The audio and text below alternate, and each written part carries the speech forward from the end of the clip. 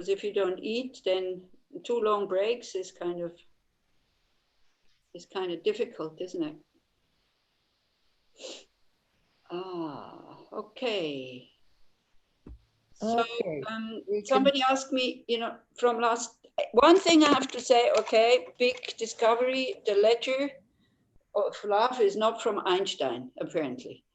But somebody sent me, but I don't really mind, it's like, it's a really beautiful letter. And Einstein, as I said, he is and will remain my hero, whether he wrote that letter or not. And whoever wrote that letter, it's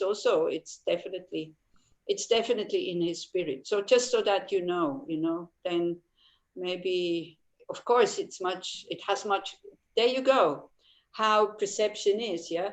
When we think it's from Einstein, it has much more weight than if it's from who know who, so it's a bit like that.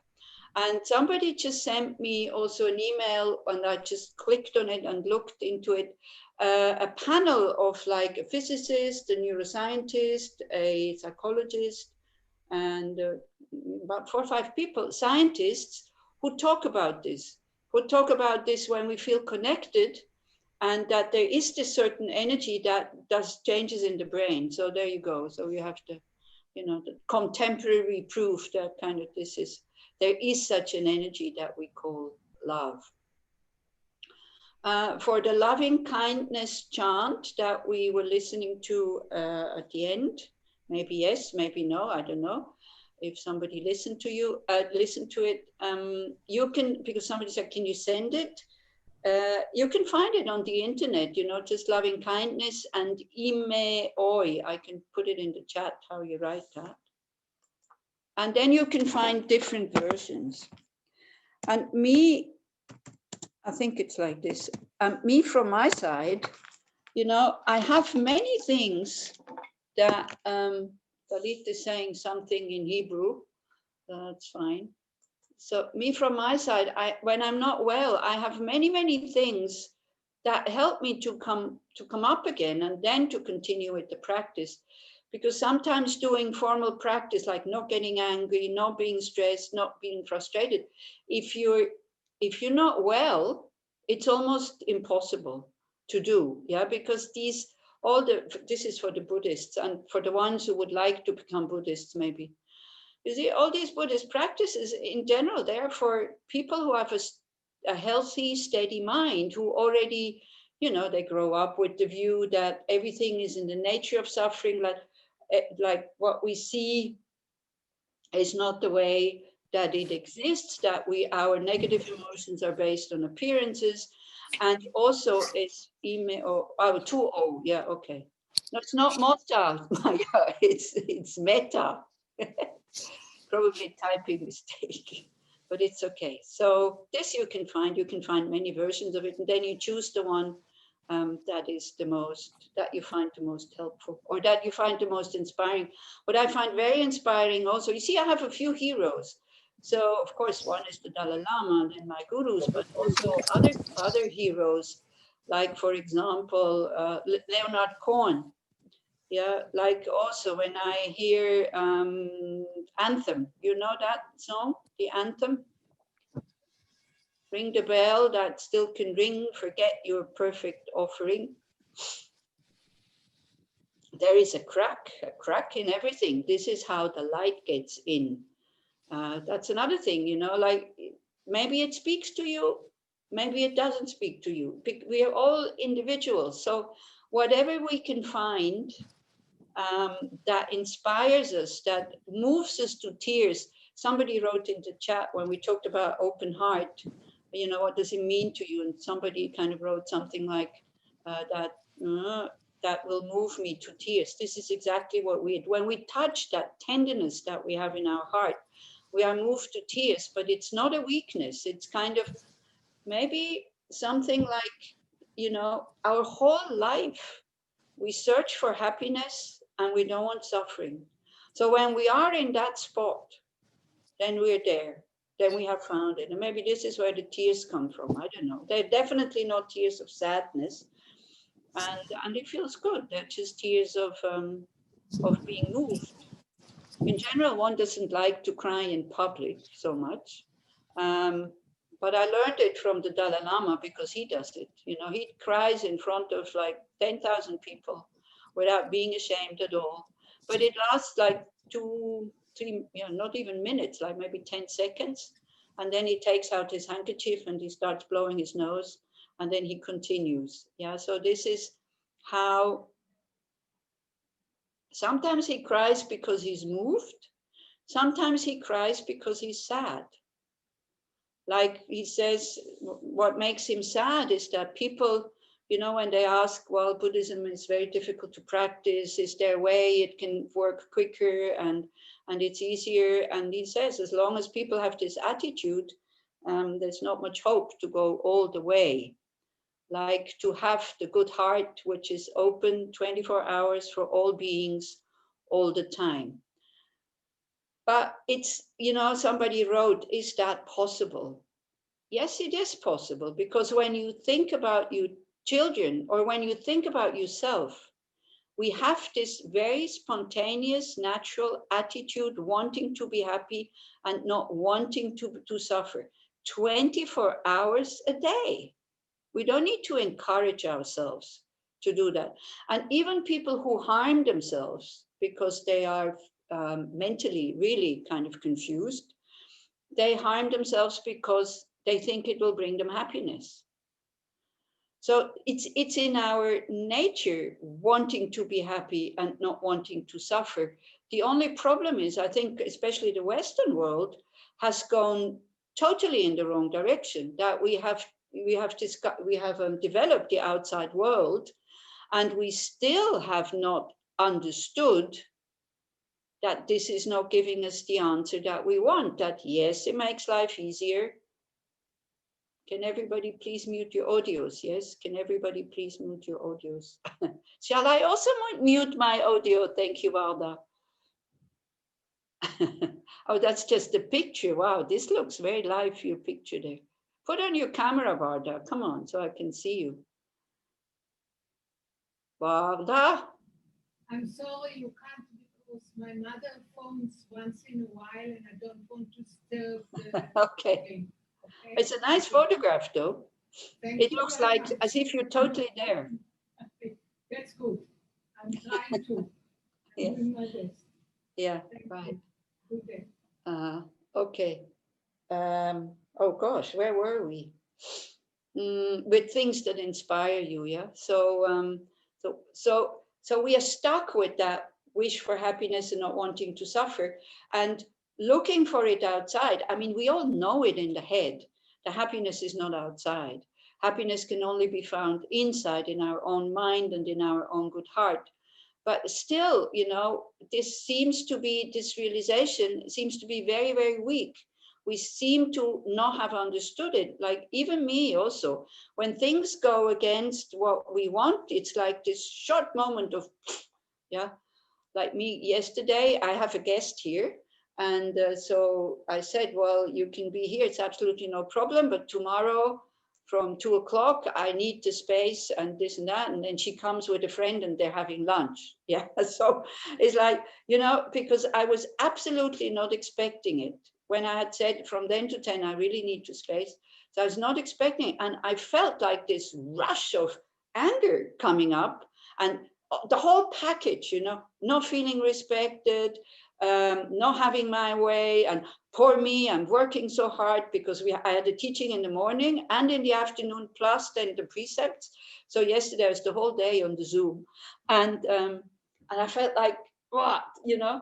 And luckily, because I'm also cleaning the apartment of somebody who had just left, I went up with the laundry, so I was able to distance myself from these two people who were having lunch where they were not supposed to have lunch here, you know, because there's no door to the gompa.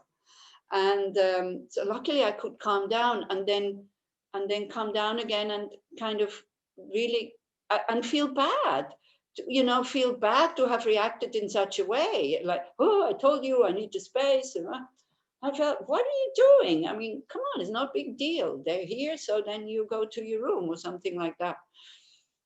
So we need awareness, we need mindfulness, And we need to see also and to understand we cannot expect the world what we want the world to do, because otherwise we kind of get disappointed again and again and again and again and again.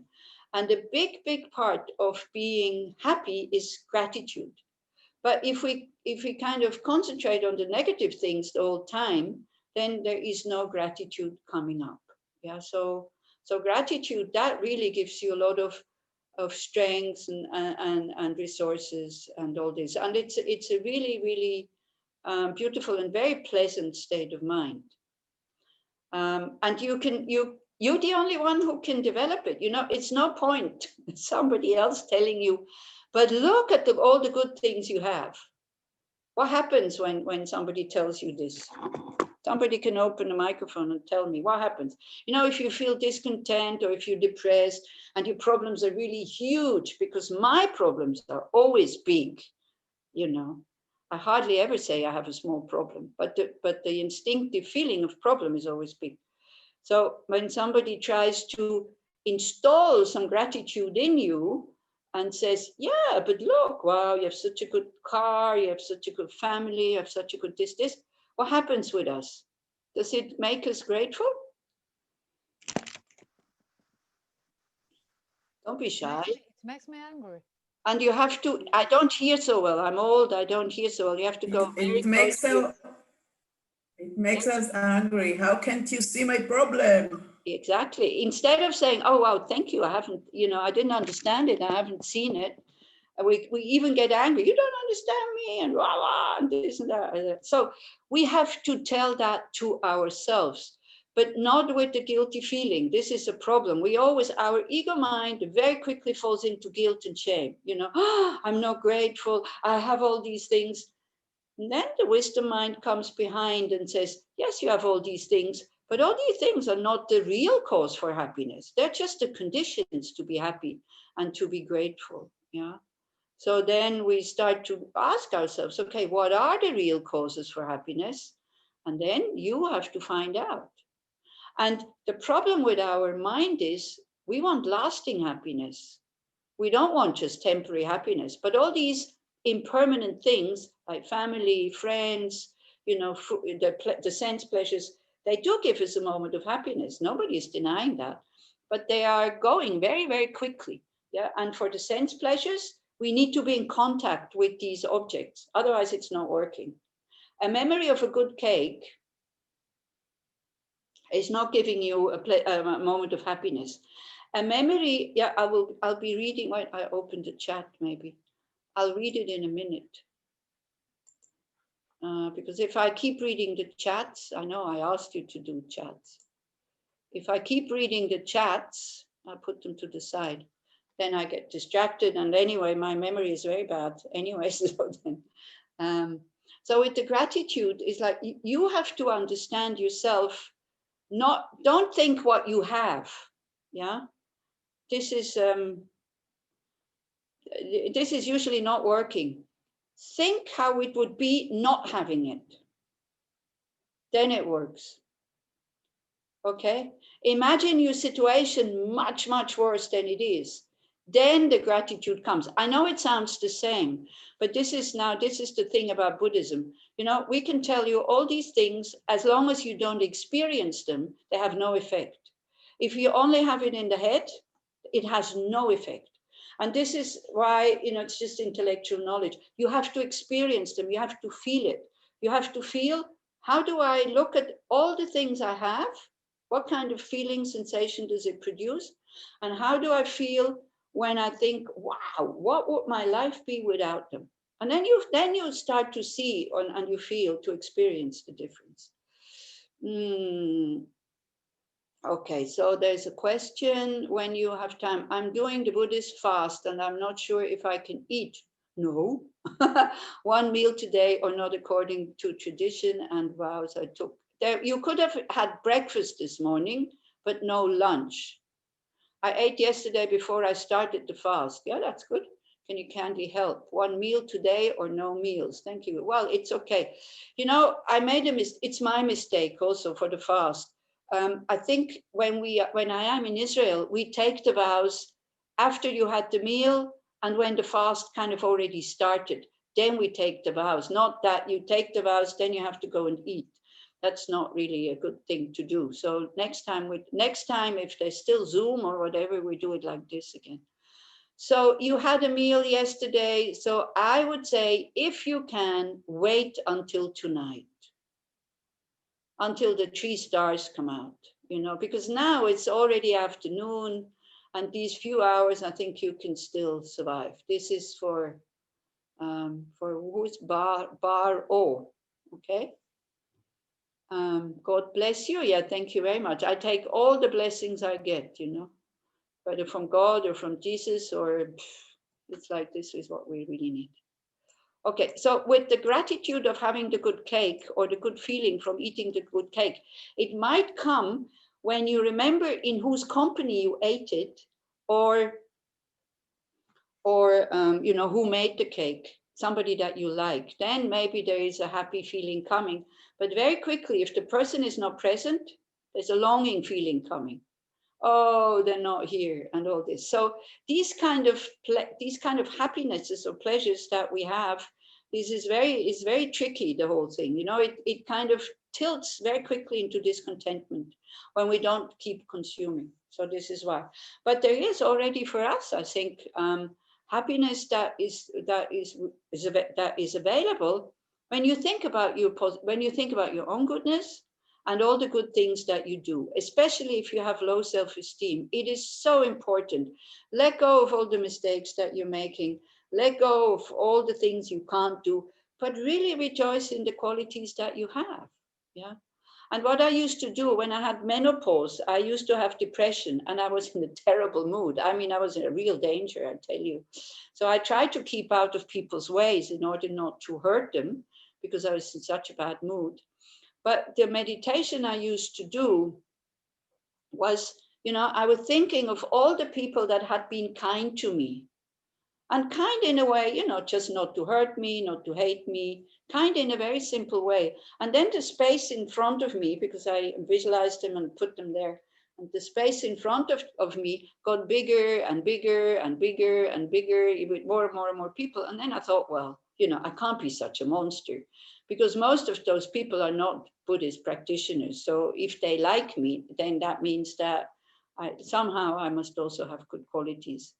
So it's not selfish to bring up your self-esteem, but don't compare yourself with others. That depletes it, yeah, because then we go into competition again. Just the fact I am a good person, I can have a good heart, I can be kind, but I need to train it.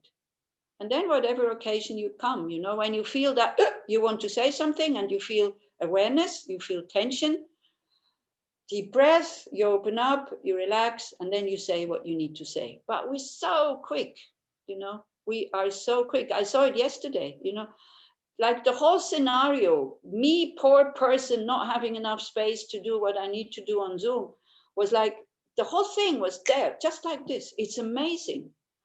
And then instead of being shocked, then just be happy that you see it.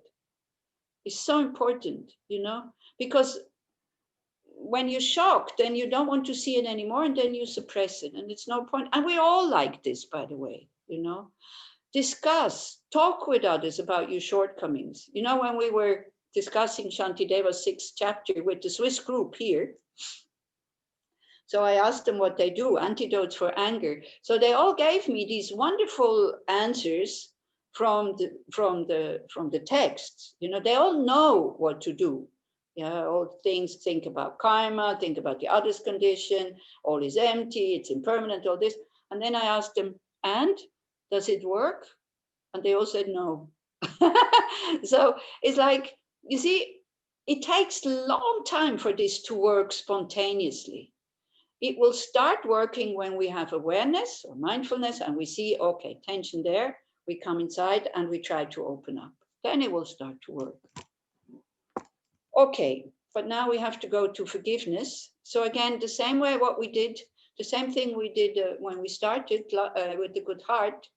I would like you to do short reflection, and you go inside, like inside, not in the house, but in your heart, from the head to the heart. And forgiveness, what does it mean to me? If I would, if somebody comes and says, I don't know what forgiveness, I don't know the word forgiveness, how would you explain, or, just allow these words to come a bit spontaneously. It can be, there's not this is right and this is wrong. Yeah, when we do these things. Again, it's very individual. So can we do that? Don't write too quickly. Really go inside and use the word in Hebrew, maybe, especially today. What does it mean, forgiveness? Forgiving, being forgiven, I forgive you. What do you associate with it? If it would be in Nesamim, we would have a flip chart, and then we would write all these things there. Because words are very powerful. Like reducing the ego, first of all. Oh, it's very confusing when somebody's talking because I don't know where it comes from. So maybe write it in the chat. Okay, yeah, this is better because then everybody has a chance. If you love, you don't need it. Yes, but it has to be pure love and not attached love. Again, if you love, wait, don't try it anymore because otherwise it just, I can scroll up. Okay. If you love, you don't need it. But very often we have attached love. Our love is very biased. Yeah. So especially if you love, this attached love, you need this ability to forgive because otherwise it's like, So this is a very nice quote. If you love, you don't need it. But what kind of love do we have for the people? Is it that pure love? We just want them to be happy. Then it's true. Then it's absolutely true. This is why in the Tibetan tradition, they never teach on forgiveness. There's no need. There's no need. They're not holding on to this hurt that has been done to them. And you can see very good examples in the Lamas. Remember Garchen Rinpoche when he came first time to Israel? And he was in, where was it? In, what's it called up there? Tuval. And so he was sitting on the throne and he said, hello, my name is Garchen. I've been imprisoned by the Chinese army, but this is my karma. And now I'm free and now it's okay. Yeah, so it's like, because they have all these methods, yeah, but we don't have them, so we have to be careful. What we call love, if that person that we say I love you so much, if they don't behave the way we want them to behave, then we get angry much more than with people and hurt with people that we kind of we're not so interested in. Okay, relief. Yes, this is so true. It's like you get rid of a big burden, forgetting and moving forward. Not forgetting, forgiving. There is this very nice, don't forget. There's this very nice quote with forgiving. What is it? The very stubborn people, they never forget and they never forgive. The naive, they forgive and forget. The wise, they forgive but don't forget. You need to be able to recall the event without feeling hurt. Then you know that you have forgiven. And I tell you, from my side, this is the highest pleasure that I have ever experienced. And I could tell you a few stories, about a young man in Tushita at one point. He was hurt by his parents, like really badly, beaten up, both of them alcoholics, the parents, beaten up. He had cigarette burns and all this. And he was doing a course. He was participating in a course.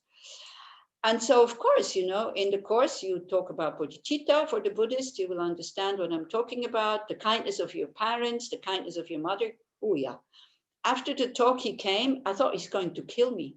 He was white with rage. How dare you say that my parents are kind?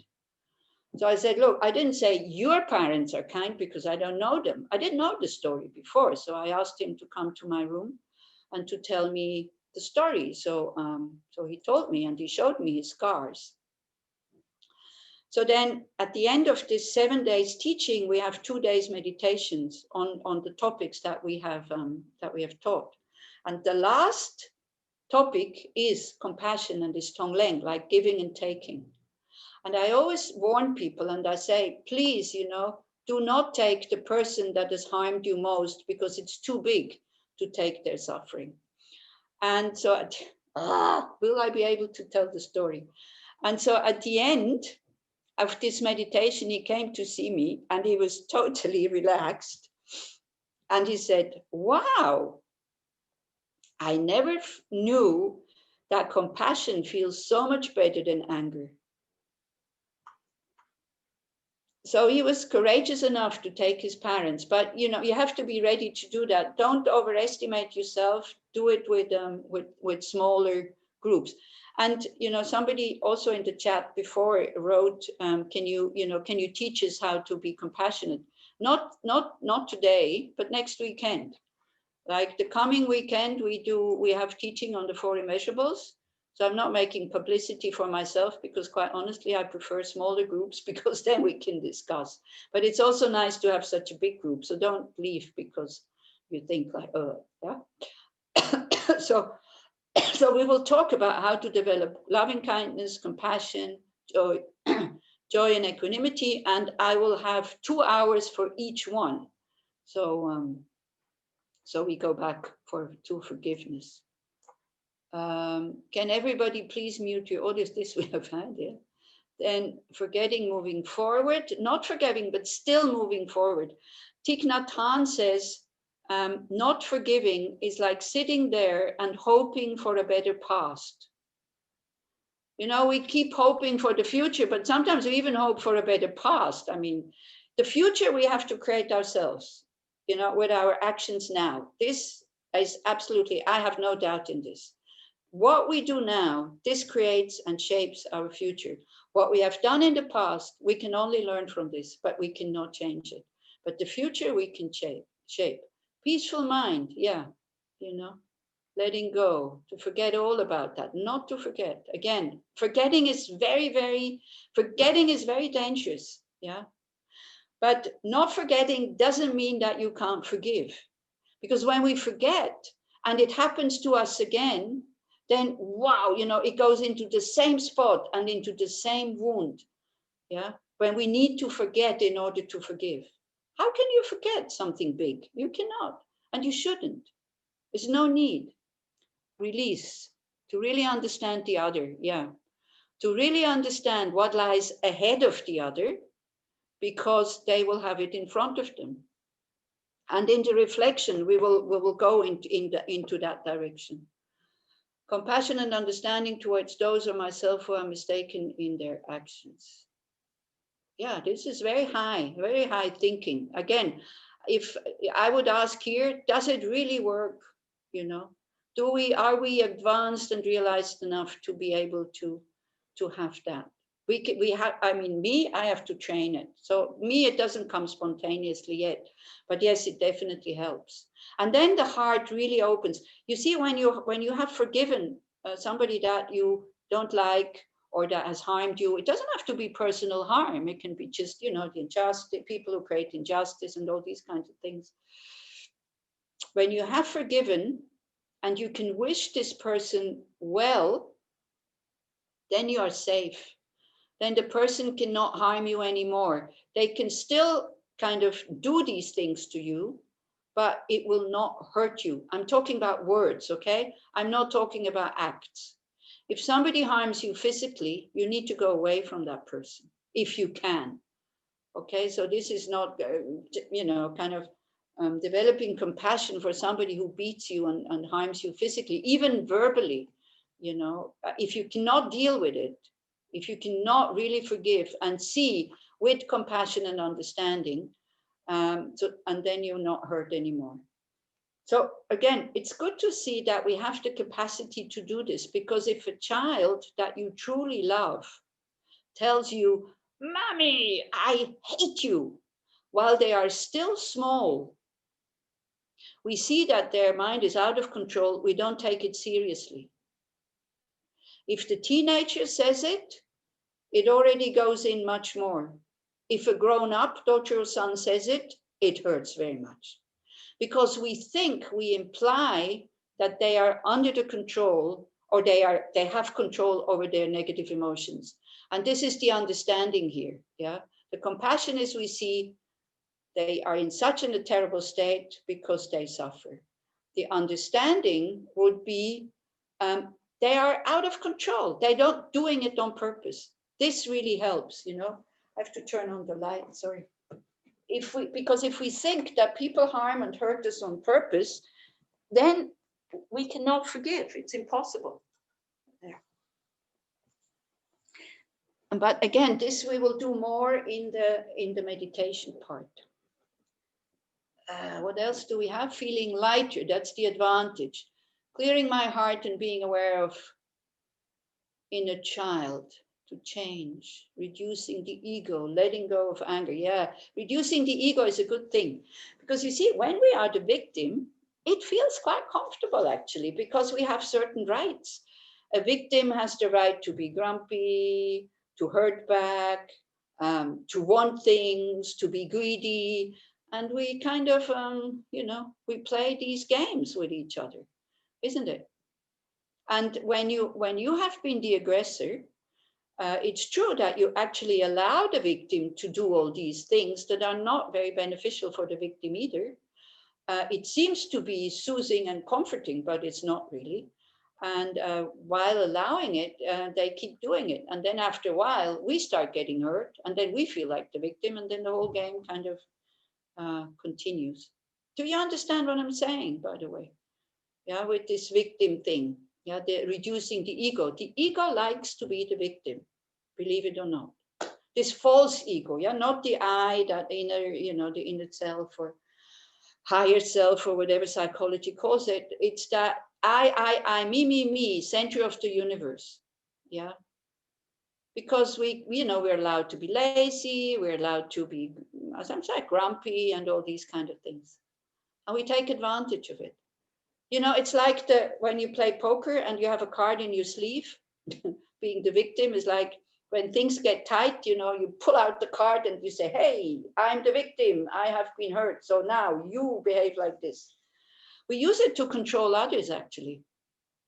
So this kind of, the refusal to forgive, it gives us some corrupt or confused or absurd feeling of power over the other person, So again, these are just how to say, these are just, it's another thing. I can talk about it, but if you don't experience it in yourself, the motivation why you are not forgiving, then it's just words. Yeah. But you can really feel that how when you feel like being hurt and you tell the story to somebody else, there is some kind of sweetness in it. There's some kind of pleasure in it to be able to say what happened to you. Now, again, I'm not talking about very big things. We start with smaller things. Letting go of anger, yeah. Freedom, yes. Acceptance of myself and my mistakes, definitely. If we can't forgive ourselves for not being perfect, we will not be able to forgive our others. We talked about gratitude, I think, this morning, or not, this afternoon. And somebody said, your level of gratitude comes up when you lower your level of expectations. Okay? You understand? Your level of gratitude rises, comes up, when your level of expectations lower. Expectations towards yourself, expectations towards others. And do not be afraid that you will become lazy and no good and, and not having any motivation or aspirations anymore. It's absolutely not that. Because our main sickness is that we are driven. We are driven, we are tense, we don't know how to relax, and then our best will not come out. So we need to learn to relax, is another thing. Not to want to change the past, yes, that's very good. Tirza, hi. Then to accept deeply into being, yeah, exactly, the connectedness. if you're totally depending on somebody, sometimes when the anger is very strong, you even are nasty to them, totally forgetting that you're depending on them. When you understand that you depend on them for your survival, for your happiness, whatever, you're much more forgiving. And when we see our own mistakes also, when we see our own mistakes, then also it's easier to forgive others when they make mistakes. So this happened to me in a center once in America, Land of Medicine Buddha. We were doing Nunes, which is a very strict, also fasting practice. And so there's a big center, many things were going on.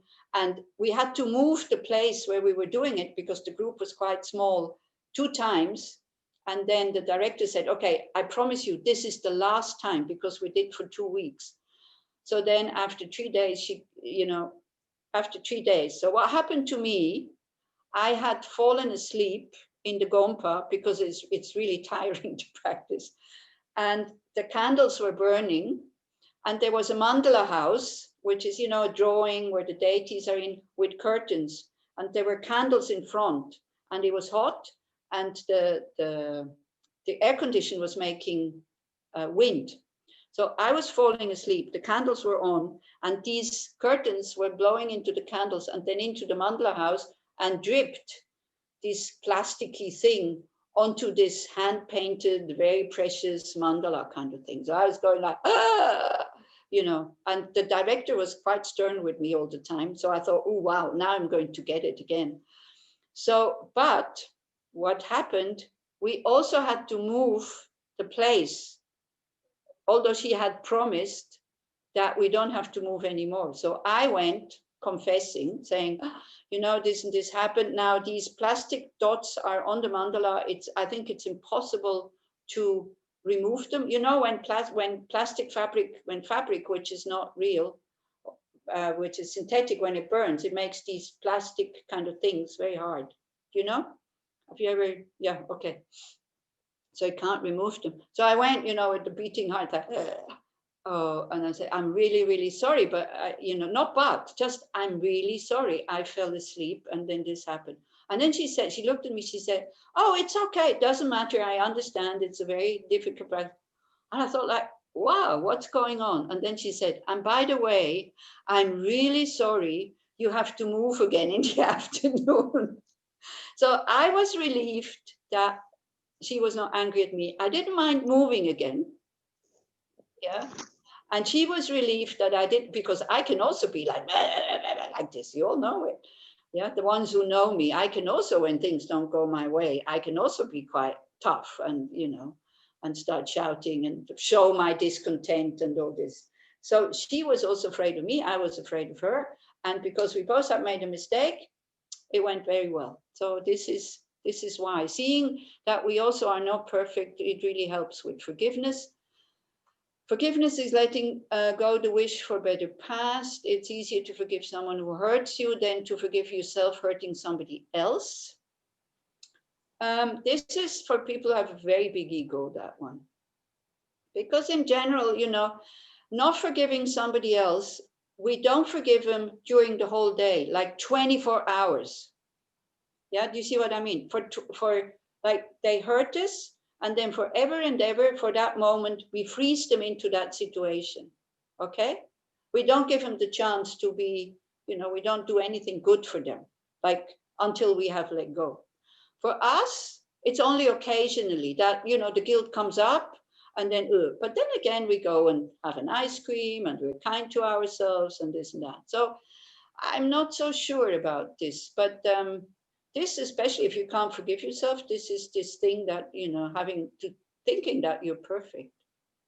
So how to forgive yourself is by understanding your mind, that we're not doing it on purpose, that we are under the control of our negative emotions, and that they are pushing us to do these awful things: anger, greed, jealousy, self-concern, and all this. Yeah. And to start to connect with your good side. Yeah. And to do an action also, to do something about this, instead of just sitting here and feeling guilty, to do something. What can I do to make up for that? Don't just go and ask, oh, I'm sorry, please forgive me. Better to ask, what can I do for you? For example, you want to repay what you did. Then you can let go. But this, this is very dangerous because not everybody is realized. So some people might start to take advantage of you. And then what will you do? This is where I would love to have a discussion now with all of you guys. What will you do? You go with a good heart and you ask, you say, look, I know I hurt you. I'm really sorry. What can I do for you?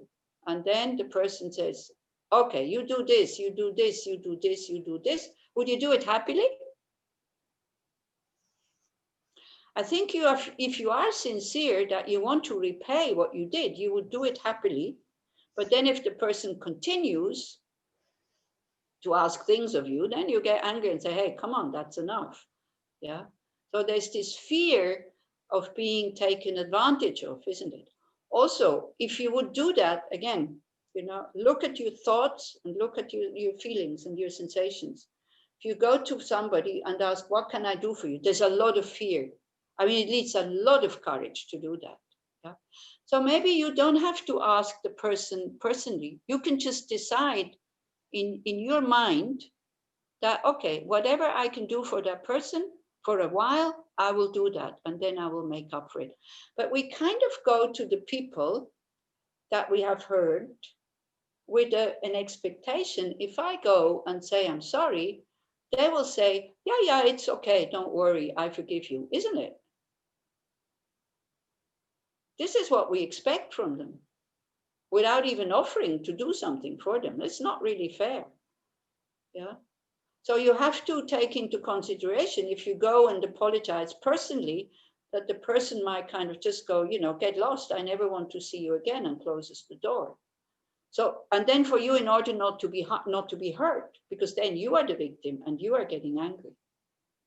Yeah. Complicated thing, this forgiving. It's better to forgive on the cushion first until now the heart is open. Now I can go and I have no expectation of this other person to forgive me. It's important for me that I go and ask, that I say I hurt, I'm sorry, but I won't ask for forgiveness, because forgiveness is, hey, give me something. Give me back my peace of mind. That's not fair. You have to offer something. Yeah. Because I give place to the part of me, child in me that was hurt. I give it a place fully, and then maybe it can be transformed, reducing the ego for a start. Yeah, not perfect. We are not perfect. Other people are not perfect. Shared humanity. It's such a nice word. We all share these things. We get hurt. We hurt others. We're not perfect. We run after suffering, even though we want happiness. We're all the same. Just that one sentence, somebody gets on your case and on your nerves, and you think like, we're all the same. We're all confused about what brings happiness and what brings suffering. To feel that connectedness, to feel that sameness. We're all the same. We all suffer. We all want to be happy, and none of us knows how to really achieve that, or at least we know, but we haven't gotten there yet. I created whatever happens to me. Okay, so this is Buddhism. This is, the boomerang coming back. I threw the boomerang. So if it hits my head, well, I wasn't very skillful. So what do I complain about? Release your harsh responses in your heart and mind when you are hurt on your vulnerable wounds. Yeah, very beautiful. To move beyond the hurt, pain, and the injuries. To move. The moving is a good thing. To move on, to get on with life. Yeah, to see, okay, that's the situation. That has happened in the past. What can I learn from this? This is not pleasant. I will never do that to somebody else, but let's move on. What can I do now? Yeah. So the moving on, this is so important. The origin in English is to give up desire or power to, yeah, this is great. Thank you, Valda. The power to punish. This is it. We love that power to punish. We love it. Ego loves it, not we, the whole we, but the ego, because we love to have power over others. We have no power. We don't even have power over ourselves, to to abandon a claim on, to give completely without reservation. A very nice thing also somebody said at one point is like, to forgive is like you have a, you know, somebody owes you money and you have a contract. You take that contract, you tear it apart and you burn it. It can never be produced again. Because that's another thing, you know, with the victim role, we produce it again and again and again and again. We take, you know, the hidden card in the sleeve. Every time things get a bit tight, woof, it comes up again. I'm the victim, don't hurt me, you know. It's inner movement, yes, of course. You may be able to change the past by changing the way you interpret Rami. You may be able to change the past. Yeah, so did you see all the, you know, the perspectives pictures this morning? Everything is just perspective. So that's it. Not, you don't mean that? You know, it's our interpretation of the past. No, what you said, Rita, is that the past cannot be changed. Yeah. So this was a remark by myself saying that the past can be changed depending on how you look at it. Exactly. And because it's a very good way to see, you know, when it says that giraffe is drawing a woman with a hat, you know, when it says there is no real reality, there is no real past, because the way you see your past, somebody else might see that same situation totally differently. But we cling to this, my reality, my past. Yeah. And then the way we think about it, then of course the whole thing changes. And sometimes when we are relaxed enough, what Rami says, you know, in my memory, I have it like this, you know, and I'm sure it was like this. Somebody else comes and says, but no, you know, it was like this. Then I can change my perspective. The action itself cannot be changed, but the perspective, how do you see it, the view of the past, this can definitely be changed. But if somebody has broken my arm, you know, they have broken my arm and that's it. Then I have to see, what do I do now? Yeah. The Buddha very often speaks about the second arrow. No, not very often. In one sutra, you know, I used to lie a lot. Now I just exaggerate. So in one sutra, and I can't remember which one, Varda might be able to find it, he speaks about the second arrow, you know. So the first arrow has been shot by somebody and it hit me. Now getting angry and not forgiving and holding on to it, that's the second arrow. And that one hurts much more than the first one. The second arrow is my views. He did it on purpose. He has no right to do this. I'm the victim, blah, blah, blah, and this and that. I'm getting angry. And when we are angry, we all know we can't enjoy anything anymore. We start hurting others and so on. So just think, you know, is it the past? Is it just a first arrow or is there a second arrow somewhere? You know, and the second arrow is my view. What Rami says is like my view about the past. You may be able to change the past by changing. Yeah, okay, this we had. Self-forgiveness, release the tension. Yeah, it's so liberating. Okay, made a mistake. So what, you know? At least, then you can start with at least, but at least only for yourself. Again, don't tell somebody else who complains and you say, well, at least, you know, you didn't lose your husband or something like this. When he just went off with, this is what my sister-in-law did. My brother died very young, 48, and it was a very good marriage.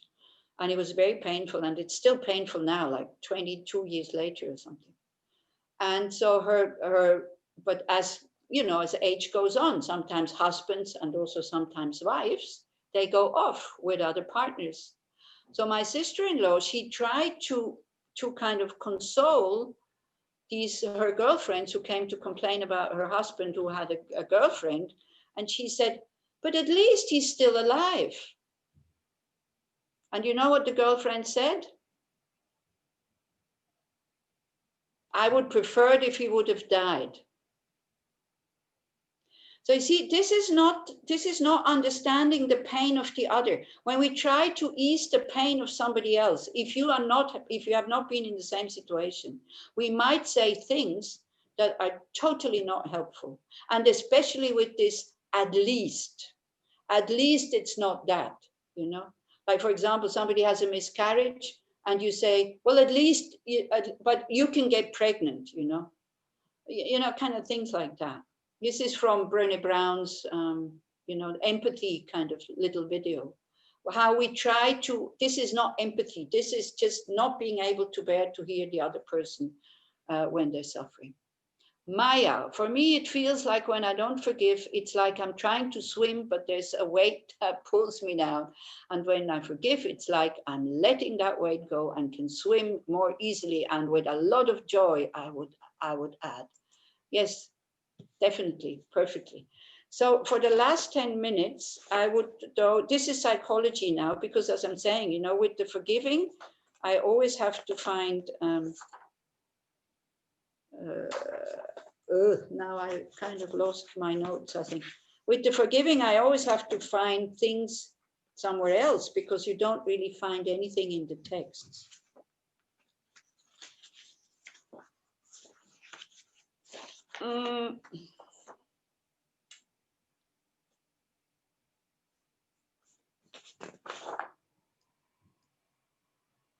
I have another sheet somewhere.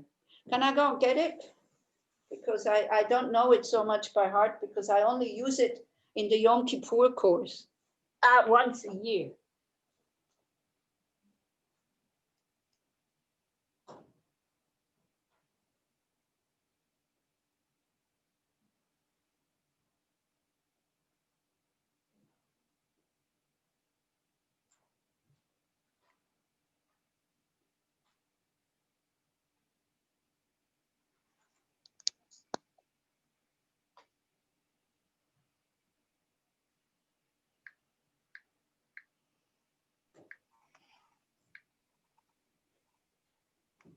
Can't find it.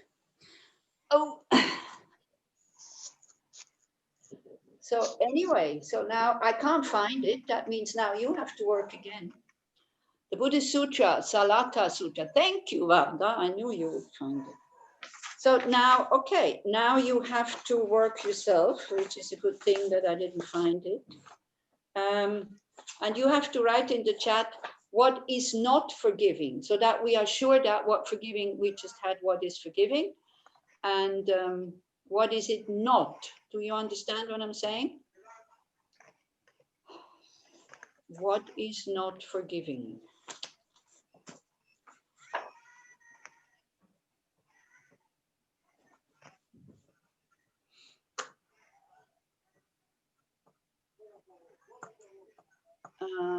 Okay, language, the root of the word slicha, forgiveness, spraying water for purification. Keep on blaming the other, yeah. Stubbornly clinging on to anger, holding on to pain. I think it's correct. Cancel details to punish. Anger, maintaining the, okay, that's not exactly what I meant. This is the, this is what happens when we don't forgive. But we can mistake forgiving, So what is very important is forgiving doesn't mean that you allow the other person to continue with the actions.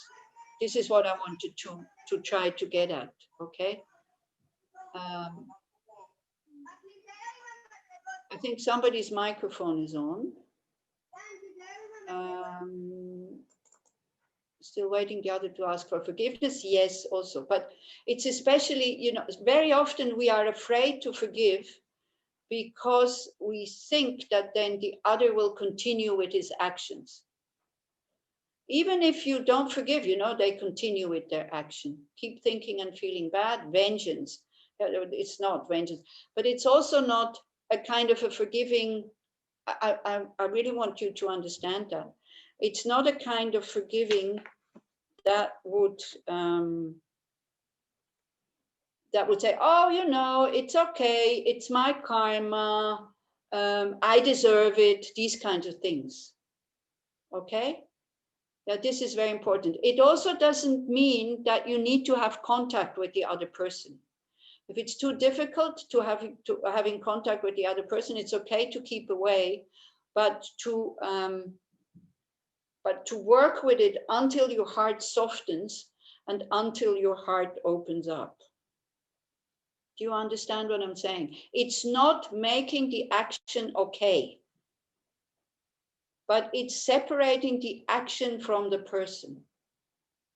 So the action is negative, the action is harmful, the action is not beneficial, that you acknowledge 100%.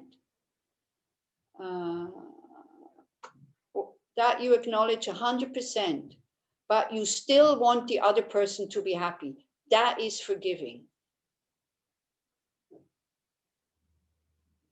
Yeah, that happened sometimes years ago. Yeah, to seeing the humanity of the others. Yeah. And to see it as mistakes, you know, and definitely see we're all under the control of our negative emotions. So the advantage of forgiving this, I have a note, I can read that out, is it reduces depression, anxiety, anger. We have less physical and mental problems. It reduces stress. This is scientific findings. Helps to have better relationships, more compassion and well-being.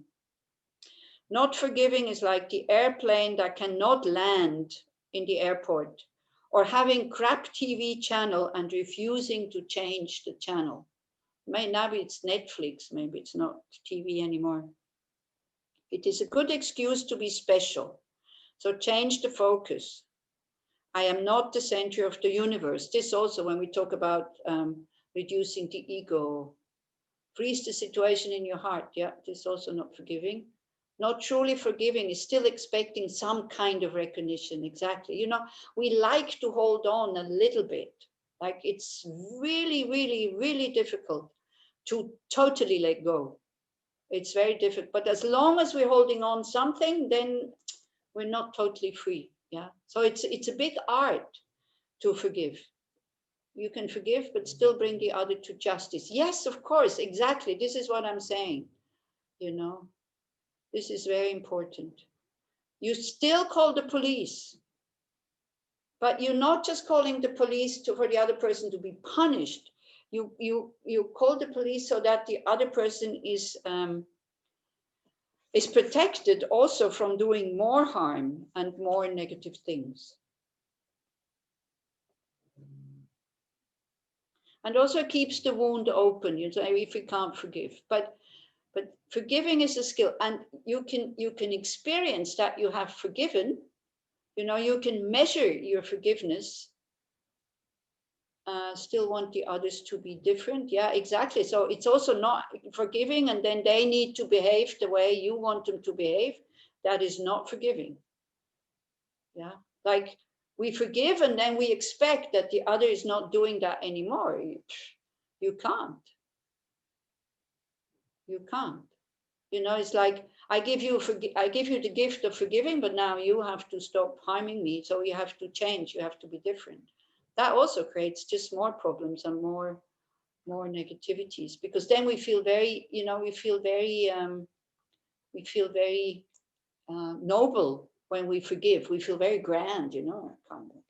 Look at me, I forgive you. Oh, it's you know, when you go to somebody and say, oh, I'm so sorry I did. Oh yeah, I forgive you. It's like not like this, you know, putting yourself higher when you forgive. No, you forgive for your own sake. You forgive for your own happiness. This is what we have to understand. What the other person does with it, this is the other person's, you know, whether they accept your forgiveness and they can forgive themselves, maybe not. Yeah. But we can offer them the gift of forgiveness when somebody harms us. And it goes both ways. So I think Yom Kippur also goes in two directions, no? You want to be forgiven and you forgive others, isn't it? Yeah, that's the spirit of Yom Kippur, isn't it? To letting go, kind of clean slate. As Alex Bersin would say, flush the toilet. You know, when you don't flush the toilet, you stand over that caca that you just made and you look at it and go like, oh, wow, this is terrible. Wow, it smells so bad. Look how it stinks. And wow, and I made it and all this. And you kind of even go into details what you did instead of just flushing the toilet. But not forgetting, okay? So this is, again, all these examples have some kind of shortcoming.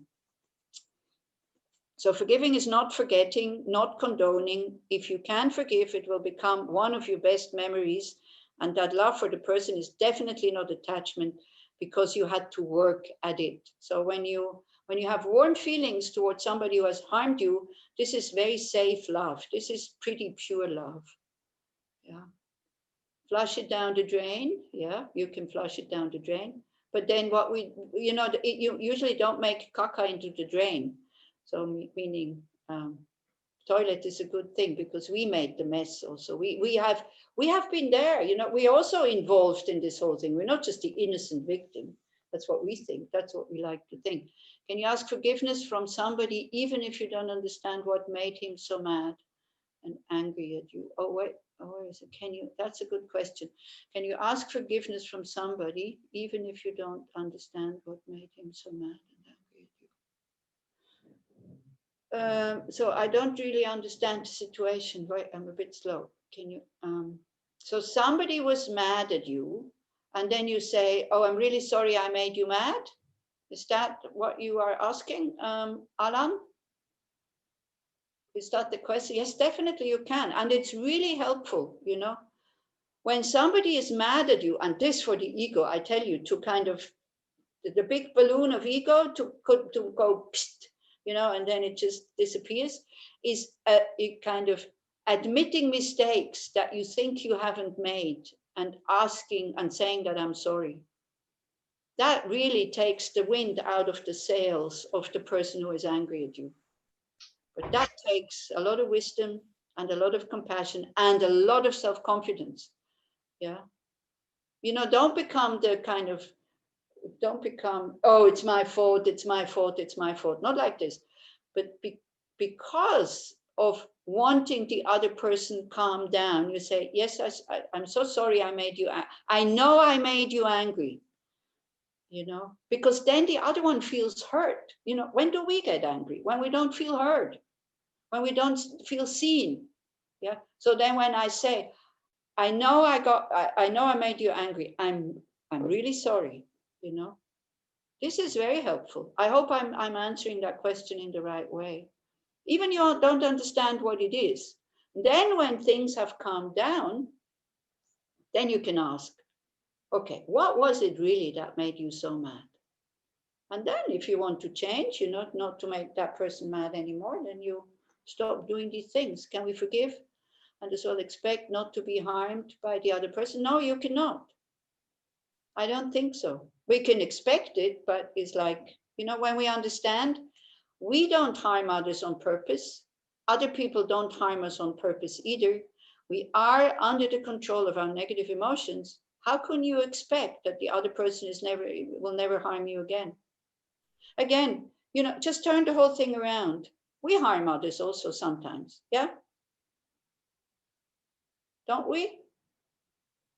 No? You never harm anybody with your words, with your kind of not seeing them, not hearing them, not paying attention, kind of not feeling like, oh, I don't want to spend time with them like this. Maybe not physically, but hurting their feelings. We do.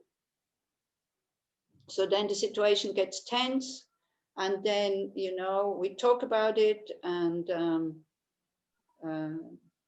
then we ask for forgiveness, they give us forgiveness, and then we never treat them like this again. We don't. That's again my telephone. I don't know what people want. Yeah, this is it. You can expect that, but you might get disappointed. It's not a trade. I give you forgiveness, but then you will never be able. You're not allowed to hurt me anymore. That is business. That is trading. But unfortunately, the world does not work like this. But by being forgiven, the other person's heart might open again. They might be happier, and then they're not harming others anymore. You see, we harm others when we are unhappy. I find that after I taught myself to forgive to myself, I have learned to forgive those who have hurt me. Only then I learned, and of course, still learning how not take things personally. Yeah, letting go things right there in the moment, not to get hurt in the first place. That, of course, does not mean to be naive, but to understand the consequences and simply not to take it personally to the ego. Letting it go is, what you let go is not the memory. What you let go is the tension in your heart. This is what you let go and you open up. Yeah. Okay, release first. Thought, lack of the ability to forgive locks the victim and the victim in a narrow mental emotional prison. Yeah, which in turn blocks the way to freedom and growth. It is very difficult to forgive my abuser. Yeah, if it's big like this, then work with smaller things. Even though I understand it is my boomerang coming back to me. It's like, don't work with big things with these methods yet, like karma and all these things. Work with smaller things. It feels as if my feelings have no right to exist. Yes, they do have a right to exist. Of course. Thank you very much. Who wrote that? Edith. Thank you very much, Edith, for writing that. This is so important that we talk about this. Your feeling of hurt can exist, but not the anger in it. The feeling of sadness, of course, can exist. Yeah. But not the wish to retaliate, not the anger, not the thought, the unconscious thought, if I hurt back, I will feel better. Not like this. Yeah. And these feelings, they need to heal. And sometimes you need people who support you, especially if it's big things like, verbal abuse, physical abuse, sexual abuse. I mean, it's so big, because especially with the sexual abuse, this is my body. You have no right to take it. It's so strong. And it's true. On the conventional level, this is true. So we must not underestimate that thing. Can the victims in Burma for the last 2 years forgive the Buddhist country? Hard question. No, it's not a hard question. Again, being evicted, they should not forgive. The action they should not forgive. But to see that these Buddhists who are doing that, they are not practicing Buddhism. That, yes, this is not Buddhism, what is happening in Burma. It's not. This is not what the Buddha says. But it's wearing the mask of religion, which other religions also do. So don't think that the Buddhists don't ever do anything negative. So there you go. Again, what does it mean forgiving? It doesn't mean you're not trying to make the situation better. It doesn't mean you become inactive. Yeah, it doesn't mean that. This is why it's so important to talk about this. Shall we make a break and then do the meditation, or do we think? Also when you see like things that are happening in Burma, and you are a Buddhist, at least don't kind of start to, and somebody speaks about that and says, look at the Buddhists in Burma. And then you as a Buddhist say, yeah, but it's the karma of the Rohingyas. And, don't come like this. This is total misunderstanding of karma and total misunderstanding of Buddhism. Take a stand and say, this is not right. Yeah. And then, but what can we do? What can you do in Israel about the situation there? It's like we can't do anything, but we can see it and we can say, this is not right. I will never treat people in such an unjust way, to treat them in a way because they belong to a certain group. And then we see that we're doing the same thing. We also put people in groups. Yeah, and then we become more forgiving also. But yeah, I mean, what is happening there and in many other countries, it's terrible. It's really sad. It's so sad. How to break a cycle of not forgiving yourself for certain behaviors because you remember how it felt when others behaved like that towards you. But you're also not able to forgive the others exactly because of that same pain. Oof, yeah, this is very, very... Again, concentrate on the good things. Don't go there. If it's too difficult and it's too stuck and it's too tight, then concentrate on the goodness, the good things that people do. Rejoice, the examples that people give us, these kind of things. Yes, exactly. Thank you very much. Who is that? Galia. Self-compassion helps us to take responsibility and have compassion for the person who hurts you. So then we have self-compassion and we have self-pity. What is the difference? Sadness creates suffering? No, sadness can create wisdom. If the sadness is not creating anger, it does not create suffering. By the way, sadness is not a negative emotion, so you have to be careful.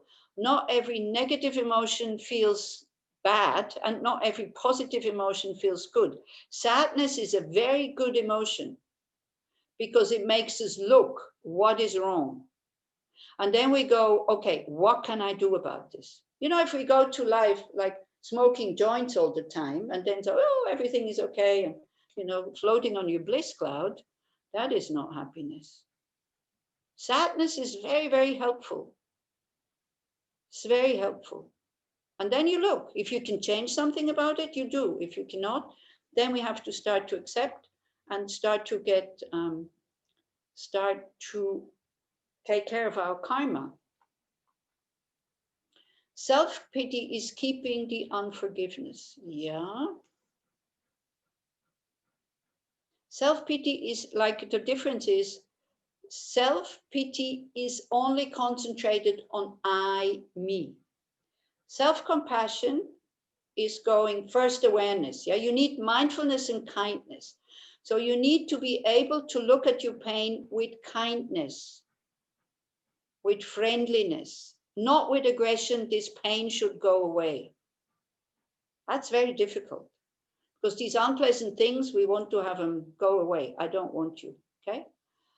So it needs awareness to be able to get out of the pain, to only look at the pain.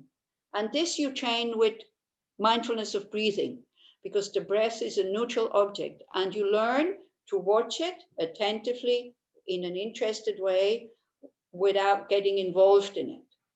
Then when you know that, and when you can do that, slowly, you go to your emotions. You cannot, with an untrained mind in mindfulness, jump into your emotions. They will totally overwhelm you, really. This is like, you know, learning to drive with a Formula One car. The first bend you crash, because then they will increase, because you don't know how to watch them. So this is why go to a group, learn mindfulness. You cannot do this on your own. You have to train, you have to learn. And there's plenty of mindfulness groups. So all the Buddhist groups teach mindfulness. Then if you don't want Buddhism because it's too religious, can be another group. And then, so the first is awareness. The second one is kindness. You acknowledge, yes, shit, I feel terrible. This is really difficult. You don't bring into the Buddhist views of, oh, this is karma and all this too quickly. Acknowledge the pain that you're feeling at the moment. Because then it's like a child. Our pain wants to show us something. It wants to show us, hey, come on, you're not paying enough attention to me. Yeah, this is what is happening. And it's like a child. So when you show attention to the child calms down. So it's the same thing with the pain. And then the opening up. So until now, it's kind of self-pity, okay? But then the opening up, the shared humanity.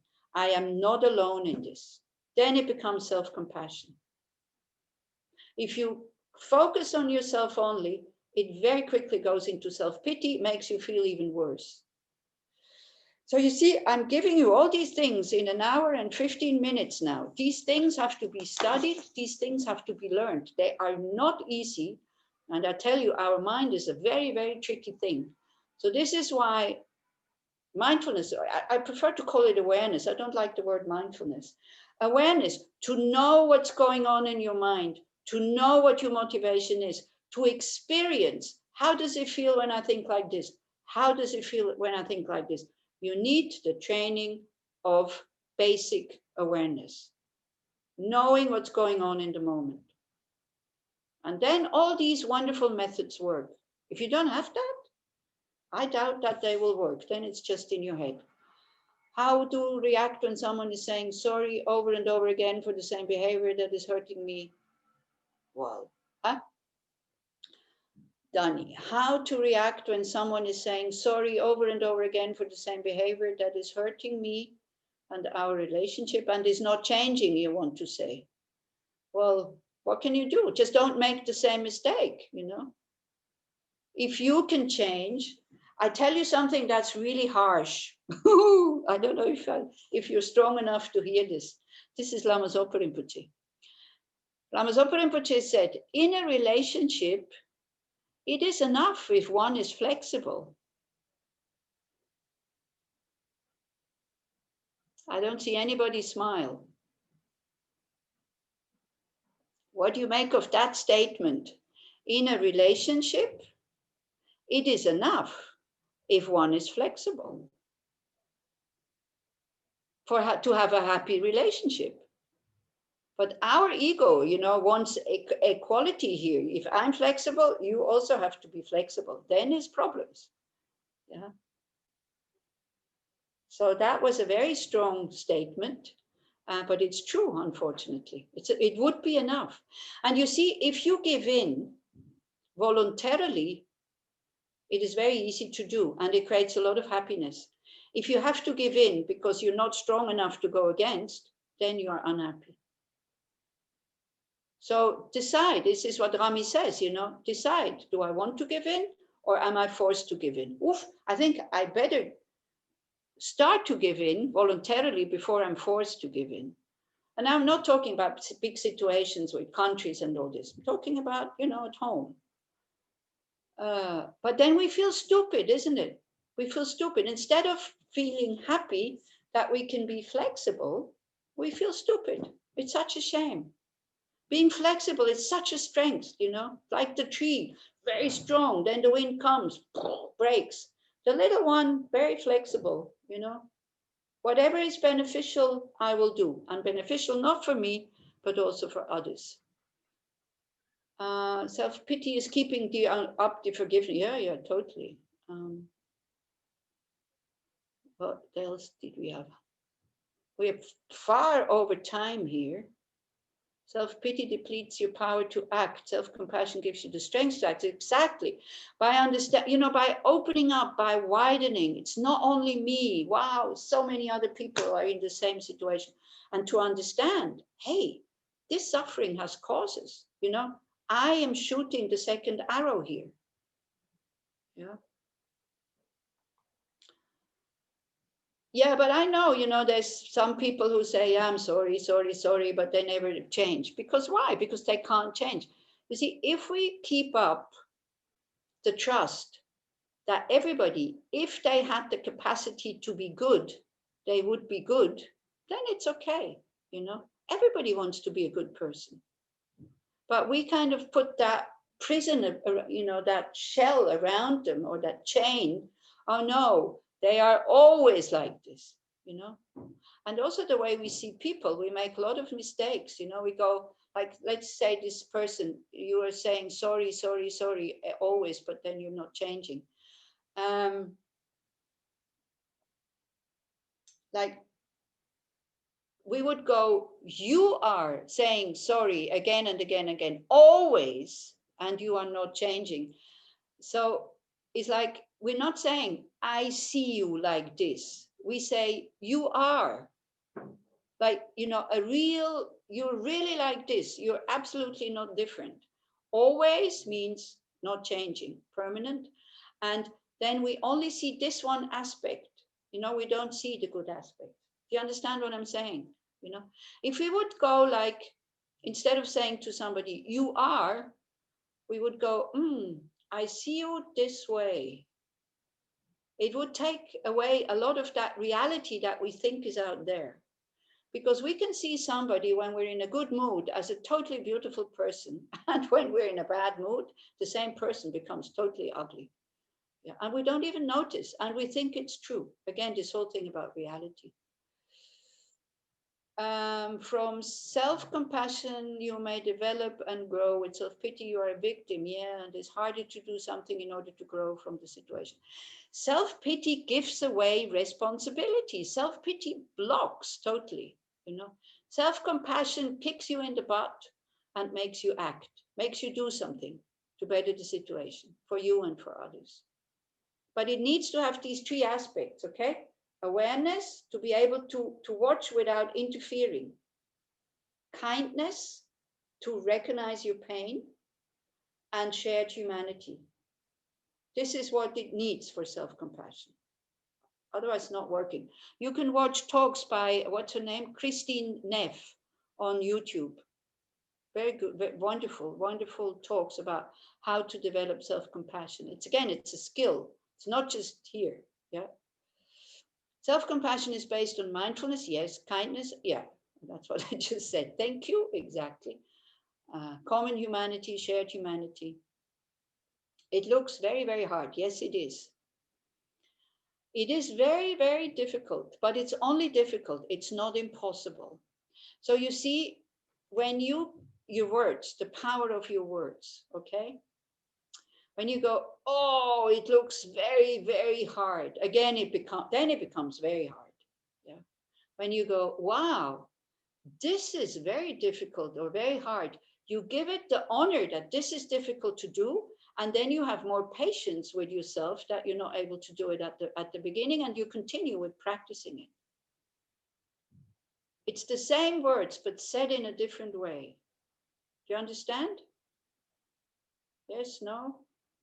Yeah. So, yes, it's difficult. Yes, it's difficult. Yes, it's difficult. I mean, all the masters always tell us how difficult it is. And then we refuse to believe it. And then when we discover it, and then we go, wow, this is difficult. Instead of saying, yeah, that's what they're saying all the time, that it's difficult. So what am I surprised about?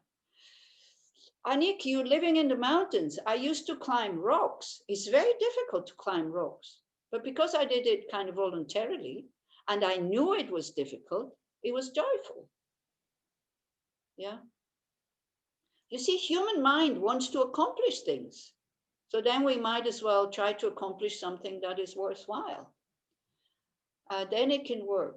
I don't know when it can work. Yes, then it can work. And there's a no here. I don't know what the no is. Then it can work. I don't know either. Because one's flexibility absorbs the rigidity of the other. Exactly. Yeah, resilience. Yeah, now there's a lot of talk about resilience. In Israel, we must feel friar. Oh, yeah, let's not go there because otherwise we never finish this talk. The friar symptom. Yeah. So then if you know me and if you have come to many of the courses, what we learn is to become the happy friar, to proudly take the role of the friar and say, this role is much more difficult than to be the winner. So I on purpose take on the role of the friar so I can train compassion, patience, self-confidence, even if I'm the friar, like this. It's wonderful. It's wonderful. But there's a lot of problems in Israel in the society because of this friar syndrome. There's so much aggression because sometimes for such small things that are of absolute, to me as a Swiss person, of absolute no importance. Who is first in the line and you don't go before me and these kind of things, Who cares? It's 2 minutes. I mean, come on, but it can create such tensions in the supermarkets. I'm always surprised at that, how this whole thing, and in the traffic also, it is so dangerous. Yeah. So learn to be the happy friar. Then you have a good protection. Then you have a very good protection. It's very soft. Then is something in Hebrew. It's about giving the other the possibility to change, perhaps even inspire them instead of punishing. Yeah. Okay, YouTube, maybe that's Christine Neff, could be.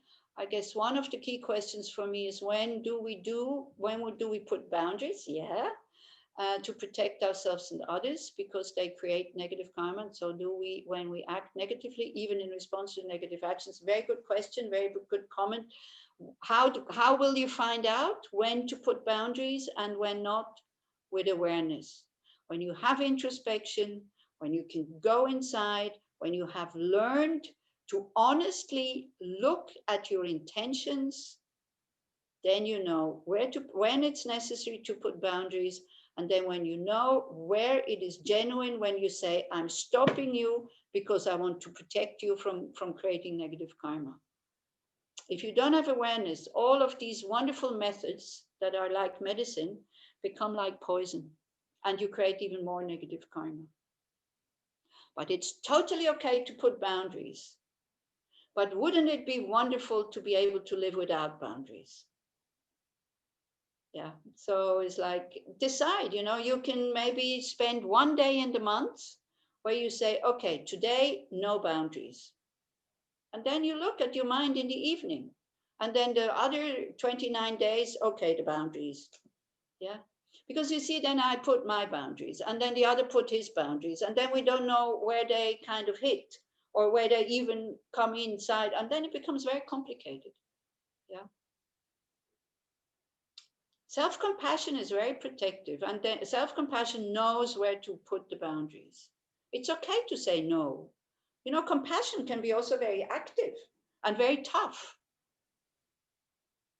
but not because of self-concern, because of concern of the other. But again, very difficult. Never forget the context. Exactly. Maybe that's why we are locked now for a few weeks, beyond, of course, the political reasons. Because maybe that's why we are locked. Yeah, the lockdown is very good.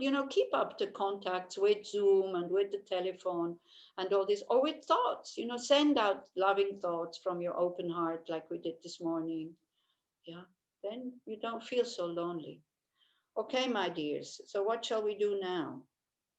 Because we could go on and on and on about this, isn't it? It's interesting. It's really nice. I love to do these things because I think it's also meaningful. It's not just learning theory, but really, first of all, just seeing how difficult it is. What can we do? A person who loved each and she cannot forgive me that I continue love and be in touch with her lover person. Oh, wow. This you have to ask a therapist for couples. This I don't know. I think this is about couples, isn't this? What can we do with a person who loved each and she cannot forgive me that I continue love and be in touch with her lover person? Now separated, and she says he hurt her. I keep love both. Yeah, she leaves the connected with me too. I try not to think many times I did, but it's come again. Yes, I know. So what I do sometimes when people have, conflict and then they separate, I'm very honest and I say, look, I like both of you, and I will keep up contact with both of you. So if you cannot live with this, then I will. Then we can discuss it again and see what we will do, but to be honest and to say, I like this person, and but it's not really your problem that the other person cannot forgive you, that you have contact with the other person. Don't make that your problem. It's not your problem. It's the person who is jealous, or the person who is hurt, and the person who is angry. But also don't go around and tell her every time you've seen that person. Also, don't drop it in. Oh, he's so happy, it's so wonderful, and all these kinds of things. What happens when somebody forgives you on condition, yeah, and wants to use that compassion to continue and acting negative in a relationship, or they don't say sorry when they too are responsible? For this, I would need to know the people and the situation and the whole thing. I mean, really, honestly, what do you want me to say with this? I don't know what happens. We can only work with our own mind. We can only keep our own heart open. We cannot fix the world. All the last questions here are about fixing the world. We cannot. You can only fix your mind. Yeah. We can only fix the mind. This we can do. Keep an open heart. Understand where suffering comes from. Comes from causes, which are especially our wrong views and negative emotions. And then to start to have compassion, which we will talk about in the weekend. And then at least we don't suffer so much. You see, then at least we can be of benefit already now in the world. Yeah. But I think so, we can maybe finish with the quote. Is like, I saw this on Facebook the other day. You don't need to change people. You only need to like them.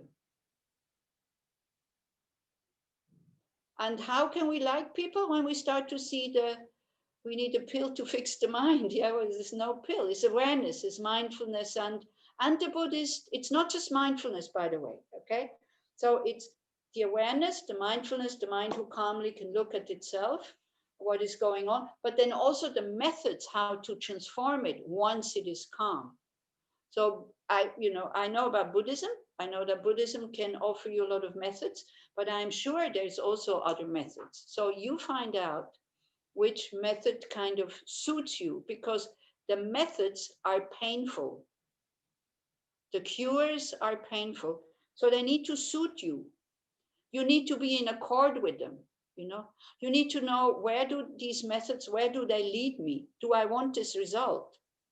And then you will have the courage, the determination to kind of to bear the short-term pain of not following your ego or things like that. So this is what the Dalai Lama also again and again and again in his talk says, study the methods. Just having a calm mind, just training to have a calm mind is not really solving the problem yet. You need to then, when the mind is calm, then you apply these methods and then you transform it. Okay, so now here is 1:30, your place is 2:30. If we make 15 minutes break, and then we do maybe half an hour or a little bit longer meditation on forgiveness, is that okay? But then we've been going again over the time. But again, come on, it's Yom Kippur, there's nothing to do, so no TV, no entertainment, so. And you always have the possibility, to leave the session. If it's boring, or, I shouldn't need to tell you Israelis to do that. You even leave the room sometimes. So you shouldn't have any problems to leave the session when it is. Oh, sorry. For those people who don't know me, I really love to come to Israel. People here in Switzerland, they say, why? So I say, I don't know. It's same as India. I love India. I love to go to Israel. I love Israelis, because also I think Israelis, you are living that shared humanity much more than we do in Switzerland. You are much more outwards going. You are very good hearted. I mean, once the shell is broken, your good heart is coming out very, very quickly. And, even people that don't know me, I sit on a bus, and from Ghana to maybe, I don't know, where was I going? I can't remember. To what's it called? To Allenby there. I sit on the bus next to a lady from Turkey. I don't speak English. I don't speak Hebrew. She doesn't speak English. She kind of tells me I should kind of come up and sit down or something. And the step is quite high in the bus. And then she says, she shows me she has bad knees. She has like knee pains. And so I'm kind of also showing my knees, and I say, yeah, me also, da, da, da, da, da. And so we're starting to have a conversation with a person who speaks English and Hebrew, who is sitting opposite. So, from Ghana to Allenby, I knew that she was from Turkey. She came to this country when she was 20. She has that many children and that many grandchildren. And in her bag is her telephone that she's bringing to the shop to have it fixed. I mean, in what other country do you meet things like this? Nowhere. And this is why I love to come to Israel. So if from time to time I'm pulling your leg, and it might sound cynical, I'm not criticizing. I'm just saying, if I'm saying, I shouldn't have to encourage you Israelis to leave the session. So that is because I know sometimes it's not out of disrespect. It's because in the synagogues you do that. So at the beginning, when people would just come in and out of the session and getting a cup of tea, and sitting in the moadon to sip it and coming back to the session, I felt a bit like, huh? Because I felt this was very disrespectful. Then I asked them, do you do this in the synagogue? And then somebody said, yes, of course. The women do that with the children. They go also in. Then I didn't feel disrespectful anymore. So once we know the culture of a place, then the whole thing changes. As Rami was saying, the whole thing changes. Yeah. Even the past can change when we change our attitude. You're amazing. Yeah. I'm terribly wonderful, isn't it? Did she tell you about her children too? Yes, of course. I can't remember how many children and how many grandchildren, But it was really funny, you know, it was really funny how somebody immediately jumped in to translate. And you go off the bus with such a warm feeling in your heart. Like in Israel, when I talk to somebody, I really have the feeling I meet the person. In Switzerland, you know, if I don't know the people I meet, it doesn't go in so well. The connection here is very difficult. And people from Israel who live in Switzerland, they find this very, very hard. You know, this privacy that we have, we're very polite, oof, you know, but we have this privacy. Of course, yeah, bursting with laughter. It's true. Israel is considered open-hearted, warm and open, but there's a lot of, there's a lot of violence. This is true. But underneath the violence is this good heart. So don't forget that.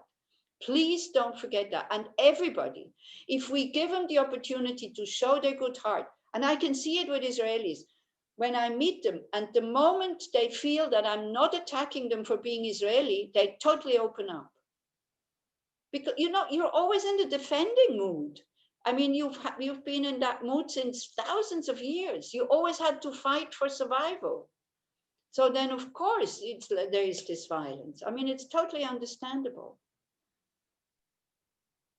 But it's also the kibush, the conquerors, the conquering of the world. It's also the conquering. Yeah, also that one. And maybe the too much Jewish motivation. You're too good. This is the problem. You see, the world is afraid of you. You're too good at everything. Yeah, you're good at music, you're good in science, you're good in weapons, you're good in this, you're good in Not that. in managing the coronavirus. Yeah, but at the beginning you were. At the moment. At the beginning you were. It will come back again. You sound very angry. Huh? Oh, me? You sound very, very angry, yeah. No. No, it's okay. Stifle confession. No, I'm not. Israeli, it's fine. I'm cynical. I'm very cynical about the situation. You know, I'm not saying why that there's only good things in Israel, but when I came in 2000, I tell you, I've never been to Israel before, but I got off the plane and I felt good. So I don't know why, you know, probably memories from past lives, because I was always interested in Judaism already when I was younger. And I always felt this attraction towards Jewish people. But then the Palestinian thing came in. So then I became pro-Palestinian. You know, in Europe, we have all these opinions about these things, having no idea about the whole situation. So then, so this is how it goes. So of course there is also, there's also negative things. But in general, I'm just telling you what I like about Israel. There's no point I'm telling me what I don't like. Why? I can't change these things anyway. So a good example. I could now tell you what I don't like about Israel. It would make me unhappy. It would make you unhappy. And it wouldn't change the situation at all. Yeah. So always mentioning what is wrong, what is wrong, what is wrong. If it helps us to change the situation, then it's fine. But if we can't change the situation, then why talk about it? Okay, but now we stop, and now we still make 15 minutes break, because I have to go find my sheet of paper, and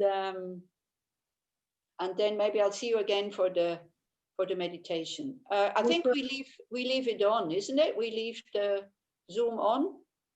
I can, if you want, I can play you again the loving kindness kind of thing. Yes. Meditation, is it 3 o'clock? Yeah. Is it okay for you if we make the meditation at 3 o'clock? Yes. Or do you need to go somewhere urgently? It's okay. It's okay. Yes, okay. Okay. So thank you. So we have a break until 3, and then we do the meditation. Okay. I tell you, this is my karma. I'm not able to finish on time. So I'm sorry. No, I'm not even sorry about this. I have started to accept it. What can I do? There's always something to say. That's your Israeli side. Yeah, exactly. So I'll put on also I have too much energy. You know, when I talk about these things, I don't get tired. This is the thing. This is the problem.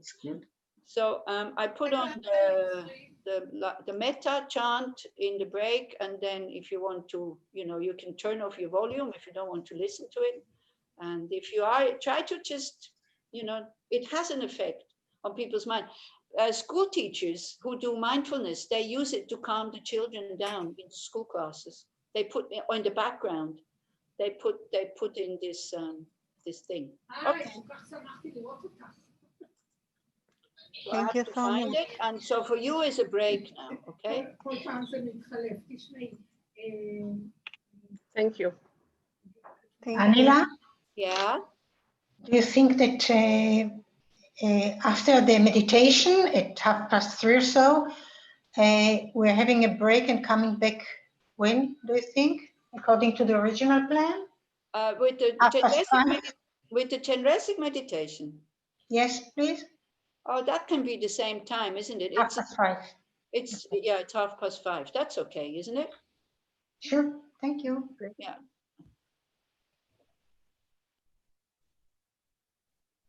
Okay. Thank you and see you.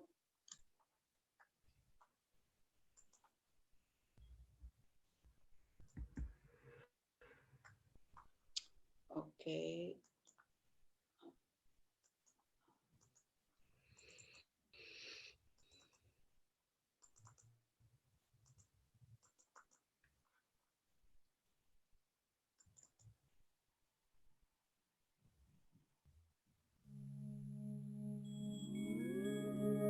I'm not sure. Can you hear it? We can hear it, but we Yes, don't see it. Okay, then I close it again.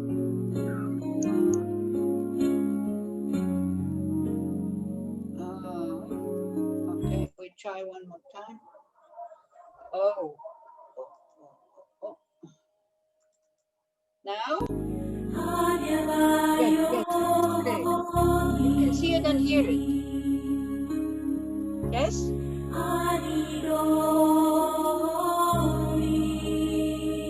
Can you see it and hear it? Can you give me a note? Yes, we see it. Yes, Thank yes. you. Yeah. Okay, great. Thank you.